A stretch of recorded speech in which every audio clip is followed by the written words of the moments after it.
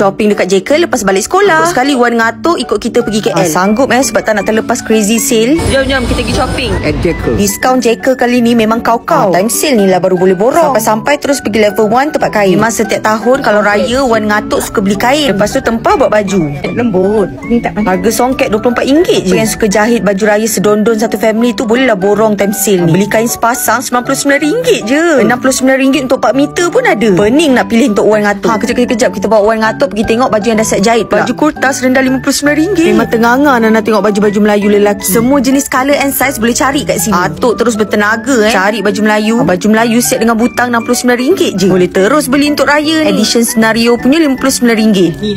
Untuk kanak-kanak ada saiz newborn juga. Jekyll punya samping instant RM49 je. Apa lagi? Atuk teruslah rembat satu. Atuk ingat atuk warna Jekyll ke? Kalau pergi Jekyll dengan atuk wajib cari baju batik baju batik untuk budak kecil pun ada sekali. Miro terus beli untuk matching-matching dengan Noah.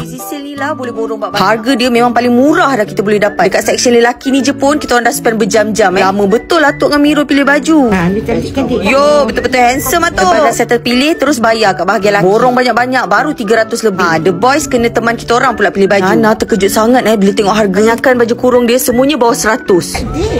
Yang ni RM79. Wan nak tak? Yang ni pula RM69 je. Memang tak fikir panjang terus ambil. Nana bawa korang cuci mata sama-sama dengan Nana. Bolehlah korang plan datang sini borong baju raya. Satu family. Nana tunjuk ni semuanya bawah 100. Rasa nak beli je banyak-banyak. Pakai untuk mengajar pergi sekolah. Dah lah kain-kain Jekyll semua sedap pakai. Susah nak pilih sebab semuanya cantik. Tengoklah daripada harga 349 turun terus jadi 99. Baju ni 69. Sumpah tak rugi langsung drive jauh-jauh datang sini. Semua baju dapat harga murah. Kita jadi tak kisah Wan ngatuk nak beli apa-apa pun. Tengok.